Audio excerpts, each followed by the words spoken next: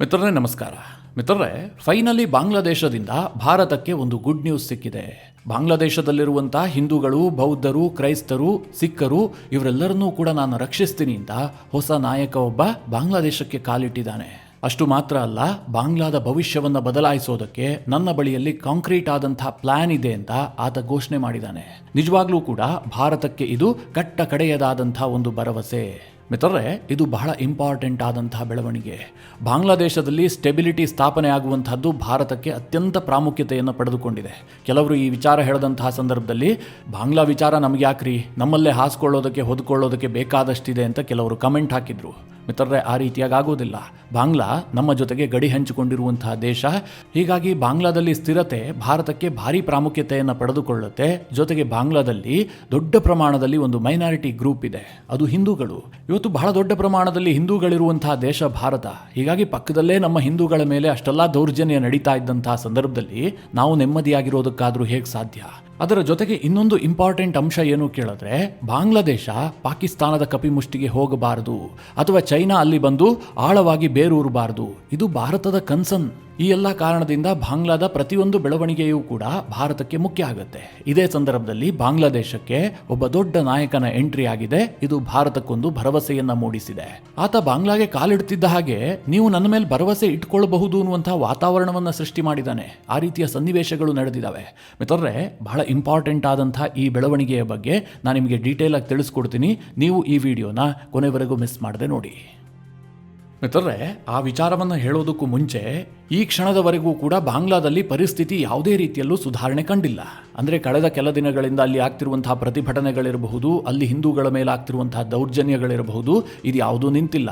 ನಿನ್ನೆಯೂ ಸಹ ಒಬ್ಬ ಹಿಂದೂ ಯುವಕನ ಹತ್ಯೆ ಆಗಿದೆ. ಆತನ ಹೆಸರು ಅಮೃತ್ ಮಂಡಲ್ ಅಂತ. ಆದರೆ ಬಾಂಗ್ಲಾ ಸರ್ಕಾರ ಹೇಳ್ತಾ ಇದೆ ಇದೊಂದು ಕಮ್ಯುನಲ್ ಕ್ಲಾಶ್ ಅಲ್ಲ, ಬದಲಾಗಿ ಆತ ಒಬ್ಬ ಕ್ರಿಮಿನಲ್ ಆಗಿದ್ದ. ಸ್ಥಳೀಯವಾಗಿ ನಡೆದಂತಹ ಘರ್ಷಣೆಯಲ್ಲಿ ಅಮೃತ್ ಮಂಡಲ್ ಸಾವಿಗೀಡಾಗಿದ್ದಾನೆ. ಇದು ಧಾರ್ಮಿಕ ಸಂಘರ್ಷ ಅಲ್ಲ ಅಂತ ಬಾಂಗ್ಲಾದ ಸರ್ಕಾರ ಹೇಳ್ತಾ ಇದೆ. ಮಿತ್ರರೇ, ಸದ್ಯದ ಪರಿಸ್ಥಿತಿಯಲ್ಲಿ ಬಾಂಗ್ಲಾ ಸರ್ಕಾರ ಕೊಟ್ಟಂತಹ ಸ್ಪಷ್ಟನೆಯನ್ನು ನಂಬುವಂತಹ ಸ್ಥಿತಿಯಲ್ಲಿ ಭಾರತೀಯರು ಇಲ್ಲ. ಯಾಕೆ ಕೇಳಿದ್ರೆ, ದೀಪು ಚಂದ್ರ ದಾಸನ ವಿಚಾರದಲ್ಲಿ ಏನಾಯಿತು ಅಂತ ನೀವೆಲ್ಲ ನೋಡಿದಿರಿ. ಆತ ಪೊಲೀಸ್ ಕಸ್ಟಡಿಯಲ್ಲಿ ಮೊದಲಿಗೆ ಇರ್ತಾನೆ. ಆತನಿಗೆ ರಕ್ಷಣೆ ಕೊಡಬೇಕಾದಂತಹ ಪೊಲೀಸರು, ಅಂದರೆ ಕಾನೂನಿಗೆ ಒಪ್ಪಿಸಬೇಕಾದಂತಹ ಪೊಲೀಸರು ಹೊರಗಡೆ ಉದ್ರಿಕ್ತಗೊಂಡಿದ್ದಂತಹ ಉಗ್ರರ ಗುಂಪಿಗೆ ದೀಪು ಚಂದ್ರ ದಾಸನ ಹಸ್ತಾಂತರ ಮಾಡ್ತಾರೆ. ಅನಂತರ ಏನಾಯಿತು ಅಂತ ನೀವೆಲ್ಲ ನೋಡಿದಿರಿ. ಅಂತಹ ಪೊಲೀಸ್ ವ್ಯವಸ್ಥೆ ಇರುವ ಬಾಂಗ್ಲಾದಲ್ಲಿ ಈಗ ಅಮೃತ್ ಮಂಡಲ್ ವಿಚಾರದಲ್ಲಿ ಅವರು ಹೇಳ್ತಾ ಇರುವಂತಹ ಕಥೆಯನ್ನು ನಂಬೋದಕ್ಕೆ ಬಹಳ ಕಷ್ಟ ಇದೆ. ಮಿತ್ರರೇ, ಅದೇನೇ ಇರಲಿ, ಈಗ ಬಾಂಗ್ಲಾದ ರಾಜಕೀಯ ವಿಚಾರಕ್ಕೆ ಬರೋಣ. ಬಾಂಗ್ಲಾ ಸರಿಯಾಗಬೇಕು ಅಂತಂದರೆ ಅಲ್ಲಿನ ರಾಜಕೀಯ ಪರಿಸ್ಥಿತಿ ಸರಿ ಹೋಗಬೇಕು.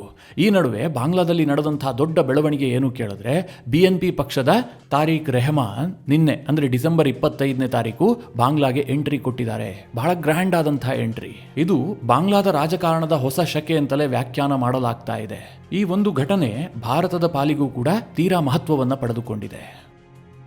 ಮಿತ್ರರೇ, ತಾರಿಕ್ ರೆಹಮಾನ್ ಬಾಂಗ್ಲಾಗೆ ಎಂಟ್ರಿ ಕೊಡ್ತಾ ಇರುವಂತಹ ವಿಚಾರ ಬಹಳ ಸದ್ದು ಮಾಡಿತ್ತು. ಅವರ ಎಂಟ್ರಿಯ ಬಳಿಕ ಅವರ ಮೇಲಿದ್ದಂತಹ ನಿರೀಕ್ಷೆ ಡಬಲ್ ಆಗಿದೆ. ಯಾಕೆ ಕೇಳಿದ್ರೆ, ತಾರಿಕ್ ರೆಹಮಾನ್ ಮಾಡಿದಂತಹ ಭಾಷಣ, ಅವರು ಕೊಟ್ಟಂತಹ ಆಶ್ವಾಸನೆ, ಅವರು ನಡೆದುಕೊಂಡಂತಹ ರೀತಿ, ಬಾಂಗ್ಲಾದಲ್ಲಾದಂತಹ ಕೆಲವೊಂದಷ್ಟು ಬೆಳವಣಿಗೆಗಳು, ಇದೆಲ್ಲವೂ ಕೂಡ ಭಾರತಕ್ಕೂ ಭರವಸೆಯನ್ನು ಮೂಡಿಸಿದೆ. ಜೊತೆಗೆ ಬಾಂಗ್ಲಾದಲ್ಲಿರುವಂತಹ ಹಿಂದೂಗಳಿಗೂ ಕೂಡ ಹೊಸ ಆಶಾವಾದವನ್ನು ಹುಟ್ಟು ಹಾಕಿದೆ. ಇಷ್ಟು ಮಾತ್ರ ಅಲ್ಲ, ಬಾಂಗ್ಲಾದಲ್ಲಿ ನಿಜವಾಗ್ಲೂ ಅಭಿವೃದ್ಧಿಯನ್ನು ಬಯಸ್ತಾ ಇರುವಂತಹ, ಬಾಂಗ್ಲಾ ಒಂದು ಅಭಿವೃದ್ಧಿ ಹೊಂದಿದಂತಹ ದೇಶ ಆಗಬೇಕು ಅಂತ ಕನಸು ಕಾಣ್ತಾ ಇರುವಂತಹ ಕೆಲವೊಂದಷ್ಟು ಮಂದಿಗೂ ಕೂಡ ಈ ಬೆಳವಣಿಗೆ ಪೂರಕವಾಗಿ ಕಾಣ್ತಾ ಇದೆ. ಈ ತಾರಿಕ್ ರೆಹಮಾನ್ ಯಾರು ಅಂತ ನಿಮಗೆ ಗೊತ್ತಿರಬಹುದು. ನಾನು ಹಿಂದೊಂದು ವಿಡಿಯೋದಲ್ಲಿ ಕೂಡ ನಿಮಗೆ ತಿಳಿಸ್ಕೊಟ್ಟಿದ್ದೆ. ಆದರೆ ಚಿಕ್ಕದಾಗಿ ನಿಮಗೆ ಅವರ ಪರಿಚಯವನ್ನು ಮಾಡಿಕೊಡ್ತೀನಿ. ತಾರಿಕ್ ರೆಹಮಾನ್ BNP ಪಕ್ಷದ ಹಂಗಾಮಿ ಅಧ್ಯಕ್ಷ. BNP ಅಥವಾ ಬಾಂಗ್ಲಾ ನ್ಯಾಷನಲಿಸ್ಟ್ ಪಾರ್ಟಿ ಇದೆಯಲ್ಲ, ಇದು ಬಾಂಗ್ಲಾದೇಶದ ಅತಿ ದೊಡ್ಡ ರಾಜಕೀಯ ಪಕ್ಷ. ಈ ಬಾರಿಯ ಚುನಾವಣೆಯಲ್ಲಿ ಈ ಪಕ್ಷ ಅಧಿಕಾರಕ್ಕೆ ಬರುತ್ತೆ ಅಂತ ಬಹುತೇಕರು ಊಹೆ ಮಾಡ್ತಾ ಇದ್ದಾರೆ. ಕಾರಣ ಇಷ್ಟೇ, ಈ BNP ಪಕ್ಷಕ್ಕೆ ಬಾಂಗ್ಲಾದೇಶದಾದ್ಯಂತ ಕಾರ್ಯಕರ್ತರ ಪಡೆ ಇದೆ. ಇಡೀ ದೇಶಾದ್ಯಂತ ಇರುವಂತಹ ಪಕ್ಷವೂ ಕೂಡ ಹೌದು. ಜೊತೆಗೆ ಈ ಹಿಂದೆ ಅಧಿಕಾರವನ್ನು ನಡೆಸಿದ್ದಂತಹ ಪಕ್ಷವೂ ಕೂಡ ಹೌದು. ಒಂದು ವೇಳೆ ಫೆಬ್ರವರಿ 12ನೇ ತಾರೀಕು ನಡೆಯುವಂತಹ ಚುನಾವಣೆಯಲ್ಲಿ BNP ಪಕ್ಷ ಅಧಿಕಾರಕ್ಕೆ ಬಂದಿದ್ದೇ ಆದರೆ ಇದೇ ತಾರಿಕ್ ರೆಹಮಾನ್ ಬಾಂಗ್ಲಾದೇಶದ ನೂತನ ಪ್ರಧಾನಿ ಆಗುವಂತಹದ್ದು ಫಿಕ್ಸ್ ಆಗಿದೆ. ತಾರಿಕ್ ರೆಹಮಾನ್ ಈಗ ಯಾಕೆ ಬಾಂಗ್ಲಾಗೆ ಎಂಟ್ರಿ ಕೊಟ್ಟರು? ಇಷ್ಟು ದಿನ ಅವರು ಎಲ್ಲಿರ್ತಾ ಇದ್ರು ಕೇಳಿದ್ರೆ, 2008ರಿಂದ ಈವರೆಗೂ ಕೂಡ ಅವರು ಲಂಡನ್ನಲ್ಲಿ ವಾಸ ಮಾಡ್ತಾ ಇದ್ರು. ಅದಕ್ಕೊಂದು ಕಾರಣವೂ ಕೂಡ ಇದೆ. ಬಾಂಗ್ಲಾದೇಶದಲ್ಲಿ 2001ರಿಂದ 2006ರವರೆಗೆ ಖಾಲಿದಾ ಜಿಯಾ ಅಧಿಕಾರದಲ್ಲಿದ್ದರು. ಈ ಖಾಲಿದಾ ಜಿಯಾ ಇದಾರಲ್ಲ, ಈ ತಾರಿಕ್ ರೆಹಮಾನ್ ಅವರ ತಾಯಿ. ಅವರೇ ಪ್ರಧಾನಮಂತ್ರಿಯಾಗಿ ಅಧಿಕಾರ ನಡೆಸ್ತಾ ಇದ್ರು. ಆದರೆ ಖಾಲಿದಾ ಜಿಯಾ ಅಧಿಕಾರ ಅಂತ್ಯ ಆಗ್ತಿದ್ದ ಹಾಗೆ ಬಾಂಗ್ಲಾದಲ್ಲಿ ಇವತ್ತಿನ ಪರಿಸ್ಥಿತಿಯ ನಿರ್ಮಾಣ ಆಗಿತ್ತು. ಅಂದ್ರೆ 2006ರ ಅಂತ್ಯದಲ್ಲಿ ಮಿಲಿಟರಿ ಹಸ್ತಕ್ಷೇಪವನ್ನ ಮಾಡಿ ತನ್ನ ಕೈಗೊಂಬೆ ಸರ್ಕಾರವನ್ನ ಅಲ್ಲಿ ಸ್ಥಾಪನೆ ಮಾಡುತ್ತೆ. ಅಂದ್ರೆ ಕೇರ್ ಟೇಕರ್ ಗವರ್ನಮೆಂಟ್ ಬರುತ್ತೆ. ಆಗ ಬಂದಂತಹ ಸರ್ಕಾರ ಈ ಹಿಂದಿದ್ದಂತಹ ನಾಯಕರನ್ನ ಟಾರ್ಗೆಟ್ ಮಾಡೋದಕ್ಕೆ ಶುರು ಮಾಡಿರುತ್ತೆ.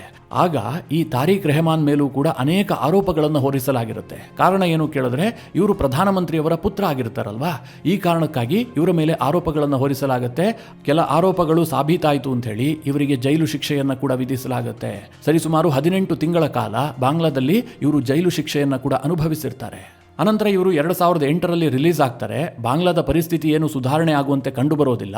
ಇಲ್ಲಿದ್ದಿದ್ದೇ ಆದರೆ ರಾಜಕೀಯವಾಗಿ ನಾನು ಇನ್ನಷ್ಟು ಟಾರ್ಗೆಟ್ ಆಗ್ತೀನಿ ಅಂತೇಳಿ ಇವರು ಲಂಡನ್ಗೆ ಶಿಫ್ಟ್ ಆಗ್ತಾರೆ. 2009ರಲ್ಲಿ ಶೇಖ್ ಹಸೀನಾ ಅಧಿಕಾರಕ್ಕೆ ಬಂದರೂ ಕೂಡ ಪರಿಸ್ಥಿತಿ ಬದಲಾಗೋದಿಲ್ಲ. ಶೇಖ್ ಹಸೀನಾ ಕೂಡ ಬಾಂಗ್ಲಾದಲ್ಲಿದ್ದಂತಹ BNP ಪಕ್ಷವನ್ನು ಟಾರ್ಗೆಟ್ ಮಾಡ್ತಾರೆ. ಅನಂತರದ ದಿನಗಳಲ್ಲಿ ಖಾಲಿದಾ ಜಿಯಾಗೂ ಕೂಡ ಜೈಲು ಶಿಕ್ಷೆ ಆಗುತ್ತೆ. ಅನಂತರ 2024ರಲ್ಲಿ ಏನಾಯಿತು ಅಂತ ನಿಮಗೆಲ್ಲ ಗೊತ್ತು. ಶೇಖ್ ಹಸೀನಾ ಅಧಿಕಾರ ಅಂತ್ಯ ಆಗತ್ತೆ. ಮೊಹಮ್ಮದ್ ಯೂನಿಸ್ ಅಧಿಕಾರಕ್ಕೆ ಬರ್ತಾರೆ. ಮೊಹಮ್ಮದ್ ಯೂನಿಸ್ ಅಧಿಕಾರಕ್ಕೆ ಬರ್ತಿದ್ದ ಹಾಗೆ ಮಾಡಿದಂತಹ ಕೆಲಸ ಏನು ಕೇಳಿದ್ರೆ, ಖಾಲಿದಾ ಜಿಯಾರನ್ನ ಜೈಲಿನಿಂದ ಬಿಡುಗಡೆ ಮಾಡ್ತಾರೆ. ಜೊತೆಗೆ BNP ಪಕ್ಷದ ಮೇಲಿದ್ದಂತಹ ಬ್ಯಾನ್ ಅನ್ನು ಕೂಡ ತೆರವು ಮಾಡ್ತಾರೆ. ಇನ್ನೊಂದು ಕಡೆಯಲ್ಲಿ ಶೇಖ್ ಹಸೀನಾ ಅವರ ಅವಾಮಿ ಪಕ್ಷದ ಮೇಲೆ ಬ್ಯಾನ್ ಅನ್ನು ಹೇರಲಾಗುತ್ತೆ. ಈ ಕಾರಣದಿಂದಾಗಿ BNP ಪಕ್ಷಕ್ಕೆ ಸದ್ಯ ಬಾಂಗ್ಲಾದೇಶದಲ್ಲಿ ಒಂದು ಅವಕಾಶ ಸೃಷ್ಟಿಯಾಗಿದೆ. ಸದ್ಯದ ಪರಿಸ್ಥಿತಿಯಲ್ಲಿ ಬಾಂಗ್ಲಾದ ಜನ BNPಯ ಮೇಲೆ ಭರವಸೆಯನ್ನು ಕೂಡ ಇಟ್ಕೊಳ್ತಾ ಇದ್ದಾರೆ. ಇದಕ್ಕೆ ಕಾರಣ ಏನು ಕೇಳಿದ್ರೆ, ಅವಾಮಿ ಲೀಗ್ ಈಗಾಗಲೇ ಬಾಂಗ್ಲಾದಲ್ಲಿ ಬ್ಯಾನ್ ಆಗಿದೆ. ಅವರು ಫೆಬ್ರವರಿ 12ನೇ ತಾರೀಕು ನಡೆಯುವಂತಹ ಚುನಾವಣೆಯನ್ನು ಎದುರಿಸೋದಕ್ಕೆ ಸಾಧ್ಯ ಇಲ್ಲ. ಜೊತೆಗೆ ಶೇಖ್ ಹಸೀನಾ ಕೂಡ ದೇಶದಲ್ಲಿಲ್ಲ. ಇನ್ನೊಂದು ಕಡೆಯಲ್ಲಿ ಬಾಂಗ್ಲಾದೇಶದಲ್ಲಿ ದೊಡ್ಡದಾದಂತಹ ರಾಜಕೀಯ ಪಕ್ಷ ಇಲ್ಲ. ಇರುವಂತಹದ್ದು ಒಂದೇ ಒಂದು ಪಕ್ಷ, ಅದು BNP. ಹೀಗಿರುವಂತಹ ಸಂದರ್ಭದಲ್ಲಿ ತಾರಿಕ್ ರೆಹಮಾನ್ರಂಥ ಒಬ್ಬ ಯಂಗ್ ಲೀಡರ್ ಮತ್ತೆ ದೇಶಕ್ಕೆ ವಾಪಸ್ಸಾಗಿರೋದು, ಪಕ್ಷದ ನೇತೃತ್ವವನ್ನು ವಹಿಸಿಕೊಂಡಿರುವಂತಹದ್ದು, ಚುನಾವಣಾ ಪ್ರಚಾರಕ್ಕೆ ಧುಮುಕೋದಕ್ಕೆ ರೆಡಿಯಾಗಿರುವಂತಹದ್ದು ಇದೆಯಲ್ಲ, ಬಾಂಗ್ಲಾದಲ್ಲಿ ಹೊಸ ಉತ್ಸಾಹವನ್ನು ಮೂಡಿಸಿದೆ. ಇದೆಲ್ಲದರ ಜೊತೆಗೆ ತಾರಿಕ್ ರೆಹಮಾನ್ ಅವರ ಎಂಟ್ರಿ ಇದೆಯಲ್ಲ, ಇದು ಕೂಡ ಈ ಇದ್ದಂತಹ ಭರವಸೆಯನ್ನ ಇನ್ನಷ್ಟು ಹೆಚ್ಚು ಮಾಡಿದೆ. ತಾರಿಕ್ ರೆಹಮಾನ್ ಡಿಸೆಂಬರ್ 25ನೇ ತಾರೀಕು ಬಾಂಗ್ಲಾಗೆ ಎಂಟ್ರಿ ಕೊಡುವಂತಹದ್ದು ಫಿಕ್ಸ್ ಆಗಿತ್ತು. ಹೀಗಾಗಿ BNP ಪಕ್ಷ ಅದಕ್ಕೆ ಬೇಕಾದಂತಹ ತಯಾರಿಯನ್ನು ಮಾಡಿಕೊಂಡಿತ್ತು. ಭವ್ಯವಾಗಿ ಸ್ವಾಗತ ಮಾಡಬೇಕು ಅಂತ ತೀರ್ಮಾನ ಮಾಡಿತ್ತು. ಈ ಕಾರಣದಿಂದಾಗಿ ಢಾಕಾದಲ್ಲಿ 50 ಲಕ್ಷ ಜನ ಸೇರಿಸುವುದಕ್ಕೆ ತೀರ್ಮಾನಿಸಲಾಗಿತ್ತು. ಅದಕ್ಕೆ ಬೇಕಾದಂತಹ ಭದ್ರತೆಯನ್ನು ಕೂಡ ಏರ್ಪಾಡು ಮಾಡಿಕೊಳ್ಳಲಾಗಿತ್ತು. ಆದರೆ 50 ಲಕ್ಷ ಜನ ಬಂದಿದ್ರು ಅಂತ ನನಗೇನು ಅನ್ಸೋದಿಲ್ಲ. ಬಾಂಗ್ಲಾದೇಶದಲ್ಲಿ ಆ ಥರ ಕ್ಲೈಮ್ ಮಾಡ್ತಾರೆ. ಕನಿಷ್ಠ ಪಕ್ಷ ಒಂದು 10 ಲಕ್ಷ ಜನವಾದರೂ ಬಂದಿದ್ರು. ಆ ವಿಜುವಲ್ಸ್ಗಳನ್ನು ನೋಡಿದ್ರೆ ಹಾಗನ್ನಿಸ್ತಾ ಇದೆ. ಇನ್ನು ಈ ತಾರಿಕ್ ರೆಹಮಾನ್ ಬಾಂಗ್ಲಾಗೆ ಎಂಟ್ರಿ ಕೊಟ್ಟರು, ಒಂದು ಭಾಷಣ ಮಾಡಿದ್ರು, ಪಕ್ಷದ ಕಾರ್ಯಕರ್ತರಿಗೆ ಹುರಿದುಂಬಿಸಿದ್ರು ಅಂದ ಮಾತ್ರಕ್ಕೆ ಭಾರತ ಏನು ಅಷ್ಟೆಲ್ಲ ಅವರ ಬಗ್ಗೆ ವಿಶ್ವಾಸವನ್ನ ಇಟ್ಟುಕೊಳ್ಬೇಕಾಗಿರಲಿಲ್ಲ. ಆದರೆ ಅವರು ಬಾಂಗ್ಲಾಗೆ ಬಂದಂತಹ ಸಂದರ್ಭದಲ್ಲಿ ನಡೆದುಕೊಂಡಂತಹ ರೀತಿಯನ್ನ ನೋಡಿದ್ರೆ BNPಯಲ್ಲಿ ಸುಧಾರಣೆ ತರ್ತಾರೆ, ಜೊತೆಗೆ ಬಾಂಗ್ಲಾದಲ್ಲೂ ಕೂಡ ಸುಧಾರಣೆ ತರ್ತಾರೆ ಅಂತ ಅನಿಸೋದಕ್ಕೆ ಶುರುವಾಗಿದೆ. ಅದೇನು ಕೇಳಿದ್ರೆ, ಈ ತಾರಿಕ್ ರೆಹಮಾನ್ ಬಾಂಗ್ಲಾವನ್ನ ಎಂಟ್ರಿ ಆಗ್ತಿದ್ದ ಹಾಗೆ ಒಂದು ಪೋಸ್ಟ್ ಅನ್ನು ಹಾಕಿದ್ದಾರೆ, ನಾನು ನನ್ನ ಬಾಂಗ್ಲಾವನ್ನ ಎಂಟ್ರಿ ಆಗ್ತಾ ಇದ್ದೀನಿ ಅಂತ. ಹೆಂಡತಿ ಮಗಳ ಜೊತೆಗೆ ತಾರಿಕ್ ರೆಹಮಾನ್ ಈ ಪೋಸ್ಟ್ ಅನ್ನು ಹಾಕಿದ್ದಾರೆ. ಅದಾಗ್ತಿದ್ದ ಹಾಗೆ ಮಿತ್ರರೇ, ಅವರು ಢಾಕಾಗೆ ಬರ್ತಾರಲ್ಲ, ಅಲ್ಲಿ ಬಾಂಗ್ಲಾದೇಶದ ನೆಲ ಕಾಣ್ತಿದ್ದ ಹಾಗೆ ತಾರಿಕ್ ರೆಹಮಾನ್ ತನ್ನ ಶೂಗಳನ್ನು ಬಿಚ್ಚುತ್ತಾರೆ.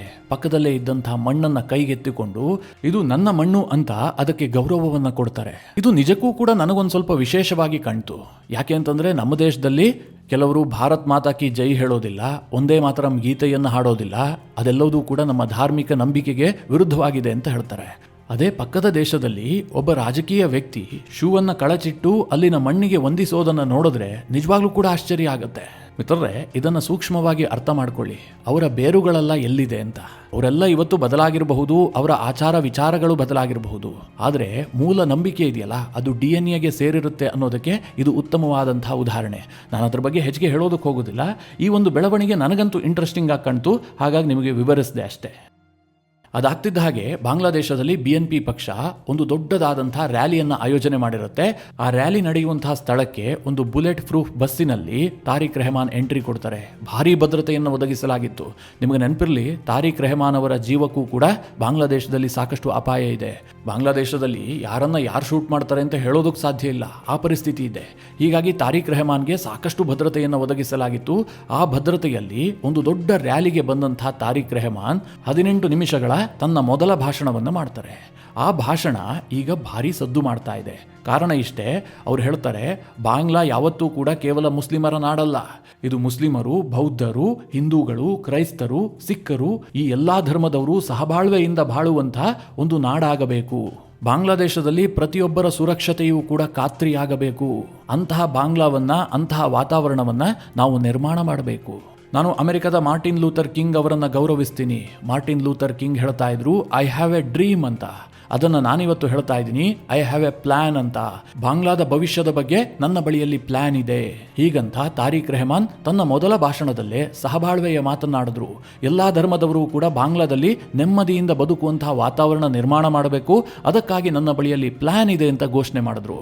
ಮಿತ್ರರೇ, ಇದೇ ಭಾರತಕ್ಕೆ ಸಿಕ್ಕಂತಹ ದೊಡ್ಡ ಭರವಸೆ. ಆದರೆ ನಿಮಗೆ ಒಂದು ನೆನಪಿರಲಿ, ಈ ಜಿಯೋಪಾಲಿಟಿಕ್ಸ್ನಲ್ಲಿ ಭರವಸೆಗಳು, ಯಾವುದೋ ಒಂದು ನಂಬಿಕೆಗಳು, ಇದ್ಯಾವುದೂ ಕೂಡ ಹೆಚ್ಚಾಗಿ ವರ್ಕೌಟ್ ಆದಂತಹ ಉದಾಹರಣೆಗಳಿಲ್ಲ. ನಾವೇನು ಅಂದುಕೊಂಡಿರ್ತೀವೋ ಅದಕ್ಕೆ ತದ್ವಿರುದ್ಧವಾದಂತಹ ಬೆಳವಣಿಗೆಗಳು ನಡೀತವೆ. ಉದಾಹರಣೆಗೆ ಹೇಳಬೇಕು ಅಂತಂದರೆ, ಇದೇ ಮೊಹಮ್ಮದ್ ಯೂನಿಸ್ನ ಬಗ್ಗೆ ಒಂದು ನಿರೀಕ್ಷೆ ಇತ್ತು. ಆತ ನೊಬೆಲ್ ಲಾರೆಟ್ ಆಗಿದ್ದ. ಆತ ಮೈಕ್ರೋ ಫೈನಾನ್ಸಿಂಗ್ ಮೂಲಕವಾಗಿ ಬಾಂಗ್ಲಾದಲ್ಲಿ ದೊಡ್ಡ ಹೆಸರನ್ನು ಮಾಡಿದ್ದ. ಆತನಿಗೆ ಏಜ್ ಆಗಿತ್ತು, ತುಂಬ ಅನುಭವ ಇತ್ತು. ಹೀಗಾಗಿ ಆತನಿಗೆ ಅಧಿಕಾರ ಸಿಕ್ಕಿದ್ದೇ ಆದರೆ ಬಾಂಗ್ಲಾ ಸುಸೂತ್ರವಾಗಿ ನಡೆದುಕೊಂಡು ಹೋಗುತ್ತೆ ಅಂತ ಎಲ್ಲರೂ ಭಾವಿಸಿದ್ರು. ಆದ್ರೇನಾಯ್ತು, ಆತ ಒಬ್ಬ ಕಮ್ಯುನಲ್ ಲೀಡರ್ ಆದ. ರಾಡಿಕಲ್ ಇಸ್ಲಾಮಿಸ್ಟ್ ಗ್ರೂಪ್ನ ನಾಯಕನಂತೆ ವರ್ತಿಸಿದ. 2024 ಜುಲೈಯಿಂದ ಈವರೆಗೂ ಕೂಡ ಬಾಂಗ್ಲಾದಲ್ಲಿ ಆತ ಏನೂ ಸುಧಾರಣೆಯನ್ನ ಮಾಡಿಲ್ಲ, ಬದಲಾಗಿ ಬಾಂಗ್ಲಾದ ಆರ್ಥಿಕತೆಯ ಹಳಿತಪ್ಪಿಸಿದ್ದಾನೆ. ಜಿಯೋಪಾಲಿಟಿಕ್ಸ್ ನಲ್ಲಿ ಈ ರೀತಿಯಾಗಿ ನಿರೀಕ್ಷೆಗಳು ಹುಸಿಯಾದಂತಹ ಅನೇಕ ಉದಾಹರಣೆಗಳನ್ನು ನಿಮಗೆ ಕೊಡಬಹುದು. ಉದಾಹರಣೆಗೆ ಟ್ರಂಪ್ ಕೂಡ ಇದ್ದಾರೆ. ಟ್ರಂಪ್ ಬಗ್ಗೆ ಭಾರತ ಭಾರಿ ನಿರೀಕ್ಷೆಯನ್ನ ಇಟ್ಟುಕೊಂಡಿತ್ತು. ಒಬ್ಬ ರೈಟ್ ವಿಂಗ್ ಲೀಡರ್, ಪಾಕಿಸ್ತಾನವನ್ನು ವಿರೋಧಿಸ್ತಾರೆ ಅಂತ ಎಲ್ಲರೂ ಕೂಡ ಭಾವಿಸಿದ್ರು. ಆದರೆ ಇವತ್ತೇನಾಗಿದೆ, ಟ್ರಂಪ್ ಭಾರತದ ವಿರುದ್ಧವಾಗಿ ನಿಂತ್ಕೊಂಡಿದ್ದಾರೆ, ಪಾಕಿಸ್ತಾನವನ್ನು ಹೆಚ್ಚು ಪ್ರೀತಿಸ್ತಾ ಇದ್ದಾರೆ. ಮಾಲ್ಡೀವ್ಸ್ ವಿಚಾರವನ್ನೇ ತೆಗೆದುಕೊಳ್ಳಿ. ಮಾಲ್ಡೀವ್ಸ್ನಲ್ಲಿ ಮೊಹಮ್ಮದ್ ಮುಯಿಜು ಭಾರತ ವಿರೋಧಿಯಾಗಿದ್ದ. ಆದರೆ ಈಗ ಪರಿಸ್ಥಿತಿ ಏನಾಗಿದೆ, ಮುಯಿಜು ಭಾರತದ ಫ್ರೆಂಡ್ಲಿ ನಾಯಕನಾಗಿದ್ದಾನೆ. ಶ್ರೀಲಂಕಾದಲ್ಲಿ ಲೆಫ್ಟ್ ಪಾರ್ಟಿ ಅಧಿಕಾರಕ್ಕೆ ಬರ್ತಿದ್ದ ಹಾಗೆ ಶ್ರೀಲಂಕಾವೂ ಕೂಡ ಭಾರತದ ಕೈ ತಪ್ಪೋಯ್ತು. ಶ್ರೀಲಂಕಾ ನಮಗೆ ಮುಂದಿನ ಸಮಸ್ಯೆ ಆಗುತ್ತೆ ಅಂತ ಅನೇಕರು ವಿಶ್ಲೇಷಣೆ ಮಾಡಿದ್ರು. ಆದರೆ ಶ್ರೀಲಂಕಾದ ಲೆಫ್ಟ್ ಪಾರ್ಟಿ ಗವರ್ನಮೆಂಟ್ ಭಾರತ ಸರ್ಕಾರದ ಜೊತೆಗೆ ತುಂಬಾ ಫ್ರೆಂಡ್ಲಿ ರಿಲೇಶನ್ಶಿಪ್ ಅನ್ನು ಇಟ್ಕೊಂಡಿದೆ. ಹೀಗಾಗಿ ಇಂಥವ್ರು ಬಂದರೆ ನಮಗೆ ತೊಂದರೆ ಆಗುತ್ತೆ, ಇವ್ರು ಬಂದರೆ ಲಾಭ ಆಗುತ್ತೆ, ಇದನ್ನು ಮೊದಲೇ ಹೇಳೋದಕ್ಕೆ ಸಾಧ್ಯ ಇಲ್ಲ. ಆಯಾ ಕಾಲಮಾನಕ್ಕೆ ತಕ್ಕಂತೆ ಅದು ಬದಲಾಗ್ತಾ ಇರುತ್ತೆ. ಹೀಗಾಗಿ BNPಯ ಈ ನಾಯಕನ ಬಗ್ಗೆ, ಅಂದರೆ ತಾರಿಕ್ ರೆಹಮಾನ್ ಬಗ್ಗೆಯೂ ಕೂಡ ಭಾರೀ ನಿರೀಕ್ಷೆಯನ್ನು ಇಟ್ಟುಕೊಳ್ಳುವಂಥದ್ದು ತಪ್ಪು. ಆದರೆ ಒಂದಷ್ಟು ನಿರೀಕ್ಷೆಯನ್ನಂತೂ ಇಟ್ಟುಕೊಳ್ಳಬಹುದು. ಆ ರೀತಿಯಾದಂತಹ ವಾತಾವರಣಗಳು ಈಗ ನಿರ್ಮಾಣ ಆಗ್ತಾ ಇದೆ. ನೀವು ಇತಿಹಾಸವನ್ನೇ ನೋಡೋದಾದರೆ BNP ಪಕ್ಷವನ್ನು ನಂಬೋದಕ್ಕೆ ಸಾಧ್ಯ ಇಲ್ಲ. ಯಾಕೆ ಅಂತಂದರೆ, ಈ ಹಿಂದೆ ಖಾಲಿದಾ ಜಿಯಾ 2 ಬಾರಿ ಬಾಂಗ್ಲಾದಲ್ಲಿ ಅಧಿಕಾರಕ್ಕೆ ಬಂದಿದ್ದರು. ಆ 2 ಅವಧಿಯಲ್ಲೂ ಕೂಡ ಅವರು ಭಾರತಕ್ಕೆ ಫ್ರೆಂಡ್ಲಿ ಆಗಿರಲಿಲ್ಲ. ಅವರ ಅವಧಿಯಲ್ಲಿ ಭಾರತದ ನಾರ್ತ್ ಈಸ್ಟ್ನಲ್ಲಿ ಅನೇಕ ಚಟುವಟಿಕೆಗಳು ನಡೆದಿದ್ವು. ಅದೆಲ್ಲದೂ ಕೂಡ ಭಾರತದ ವಿರುದ್ಧವಾಗಿದ್ವು. ಖಾಲಿದಾ ಜಿಯಾ ಭಾರತಕ್ಕಿಂತ ಹೆಚ್ಚು ಪ್ರಯಾರಿಟಿಯನ್ನ ಪಾಕಿಸ್ತಾನಕ್ಕೆ ಕೊಡ್ತಾ ಇದ್ರು. ಆದರೆ ಈಗ ಕಾಲ ಬದಲಾಗಿದೆ. ಅವತ್ತಿನ ಖಾಲಿದಾ ಜಿಯಾ ಆಳ್ವಿಕೆಯ ಸಂದರ್ಭವೇ ಬೇರೆ, ಈಗಿನ BNP ಪಕ್ಷದ ಪರಿಸ್ಥಿತಿಯೇ ಬೇರೆ. ಆಗ BNPಯ ಜೊತೆಗೆ ಜಮಾತೆ ಇಸ್ಲಾಮಿ ಬಾಂಗ್ಲಾದೇಶ ಪಕ್ಷವೂ ಕೂಡ ಜೊತೆಯಲ್ಲಿತ್ತು. ನಿಮಗೆಲ್ಲ ಗೊತ್ತಿರಲಿ, ಈ ಜಮಾತೆ ಇಸ್ಲಾಮಿ ಇದೆಯಲ್ಲ, ಇದು ಪ್ರೋ ಪಾಕಿಸ್ತಾನ್ ಪಾರ್ಟಿ.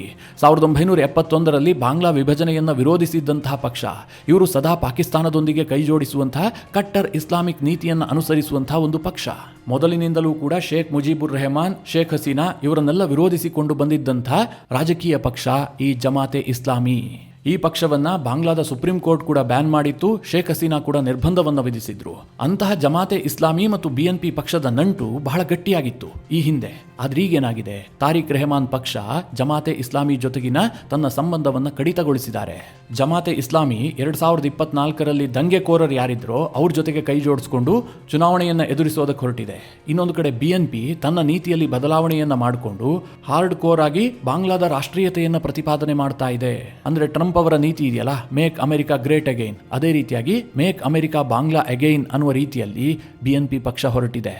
ಇದರ ಜೊತೆಗೆ ತಾರಿಕ್ ರೆಹಮಾನ್ ಅವರ ಇನ್ನೊಂದು ನಡೆ ಏನು ಕೇಳಿದ್ರೆ, 1971ರ ಬಾಂಗ್ಲಾ ರೆವಲ್ಯೂಷನ್ ಏನಾಯ್ತಲ್ಲ, ಆ ಸಂದರ್ಭದಲ್ಲಿ ಅವಾಮಿ ಲೀಗ್ ಜೊತೆಗಿದ್ದಂತಹ ಜನರನ್ನು ಕೂಡ ನಾವೀಗ ಒಟ್ಟಿಗೆ ತೆಗೆದುಕೊಂಡು ಹೋಗ್ತೀವಿ, ಆ ಇತಿಹಾಸವನ್ನ ನಾವು ಅಳಿಸಿ ಹಾಕಿ ಅದನ್ನ ಬೆಂಬಲಿಸುವಂತವರನ್ನ ನಾವು ದೂರ ಇಡೋದಿಲ್ಲ ಅಂತ ತೀರ್ಮಾನ ಕೈಗೊಂಡಿದ್ದಾರೆ.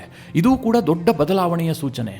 ಯಾಕೆ ಗೊತ್ತಾ, ಈಗಿನ ಮೊಹಮ್ಮದ್ ಯೂನಿಸ್ ಸರ್ಕಾರ 1971ರ ಇತಿಹಾಸವನ್ನ ಅಳಿಸಿ ಹಾಕೋದಕ್ಕೆ ಹೊರಟಿದೆ.